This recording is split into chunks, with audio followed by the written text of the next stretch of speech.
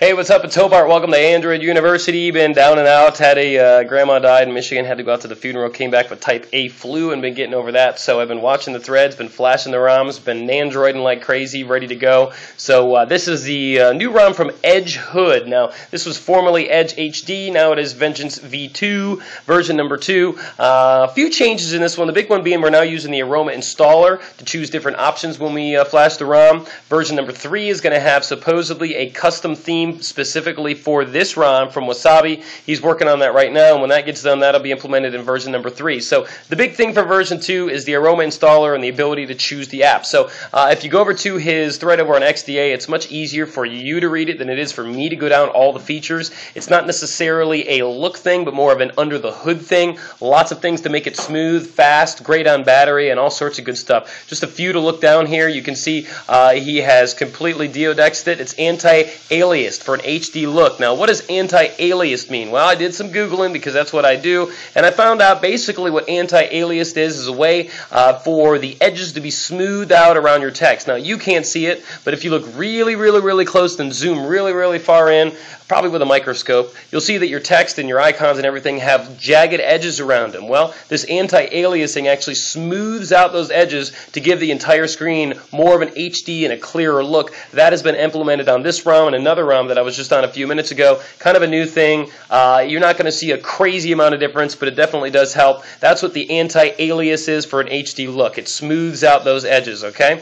Battery's been great so far on it. He did do a bunch of speed tweaks, smooth scrolling tweaks. You get your Android 4.2 sounds as an option during install on the Aroma installer. You got your choice of launchers as well. You can use the regular TouchWiz, or you can use the Sony Xperia Z launcher. Now, this is the phone that was just announced in January, the new Sony Superphone quad-core processor. It's got 2 gigs of RAM. This thing's sweet, but it's not coming out for a few months. Some way, somehow, someone ported over the launcher so that we can use it here on our phones and a bunch of other phones. So you do get a choice between stock TouchWiz or the Sony Xperia Z launcher when you're using the Aroma installer. Okay, bunch of other options as well and features on here. You do get the 4.2 camera and gallery. On version number 2, he said he did take out the Note 2 camera and gallery, which should fix some of the wallpaper issues. There were some people having problems trying to get their lock screen and their home screen wallpapers to stick by using the Note 2 gallery, and it wasn't working. So he reverted back to the Samsung Galaxy S3 one, and of course, if you want to flash it separately, you can.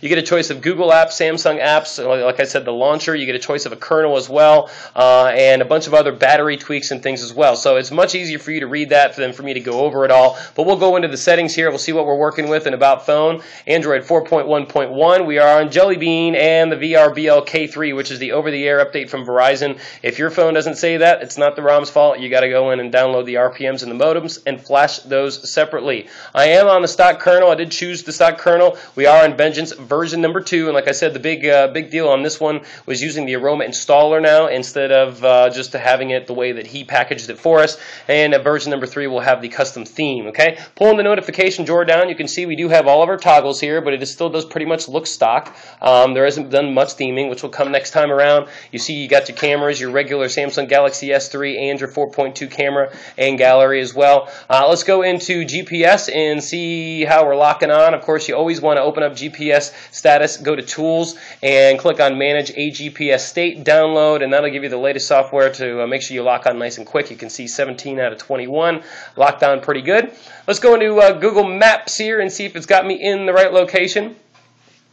Bam, bam. We're going to click on that, and it does. It's showing me in the right location. I am at home. It's not showing me in North Carolina when I'm in Virginia, so your location is working good as well. No problems with that. Now, I am on the stock kernel. You can flash a custom kernel if you want, so if you go into System Tuner, you're going to see I am not going to be able to overclock or undervolt or anything like that. I'll be stuck at 1.51 gigahertz because I am on the stock kernel, but that's no big deal. You can always flash whichever one you choose. I've just chose to stick with the stock one for now, okay? What else did I want to show you here? It's pretty much a daily driver. It is currently being built. Like I said, a lot of stuff under the hood. When that theming gets in here, it's definitely going to make things a lot cooler. It's not too bad right now. You do get the AOSP messaging as well, so you'll have that option, which I love the AOSP messaging, and this is what the app drawer looks like. Of course, you're going to get the 4 by 1, 2, 3, 4, 5, 6 application drawer, so you can get more of your apps there on the screen, so you can see more of them and have to flip a lot less through. Okay, you see you got the 4.2 clock widget. You get that along with the alarm clock and the stopwatch and everything that goes with it.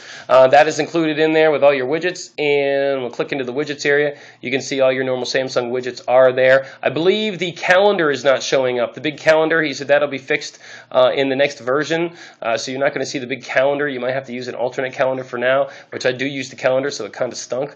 But let's go over and show you the Sony Xperia Z launcher real quick. What I got to do is, since I have set the default here, I'm going to go into my application manager, and you can do this as well if you do want to go back to TouchWiz, or if you want to go back to the Sony one. You go over to your application manager, go to all, go almost all the way to the bottom here where you're going to see TouchWiz Home.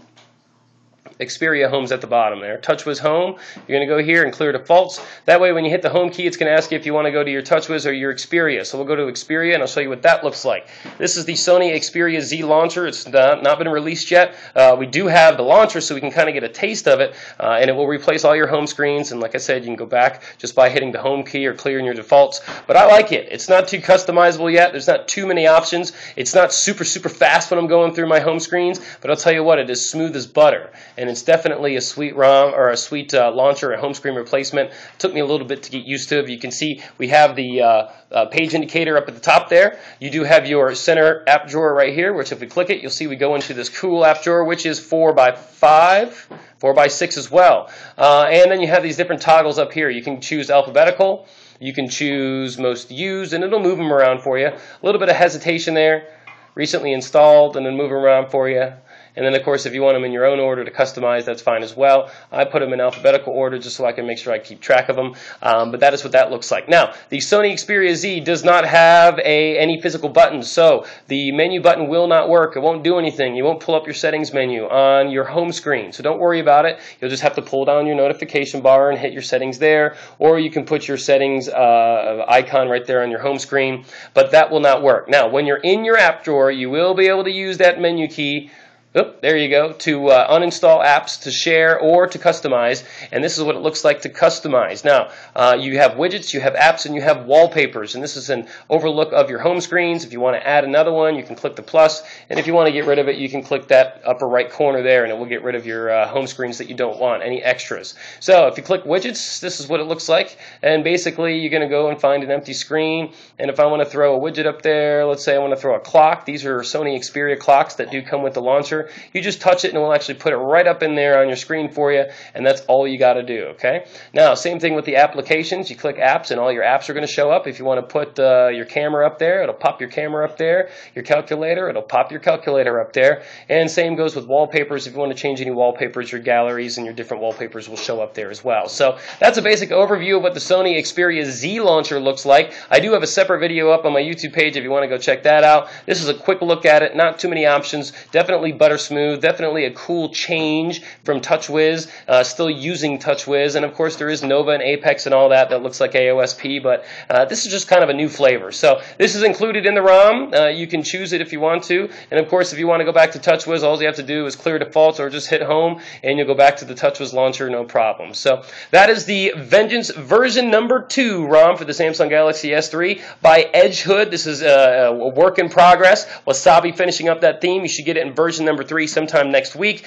Definitely a daily driver, great on battery, a great ROM altogether. Give it a try. And don't forget to check out my other videos at youtube.com, Android University, the latest and greatest ROM reviews for the Galaxy S3 on Verizon. Definitely check it out. Thanks for watching today, and have yourself a great day. Bye.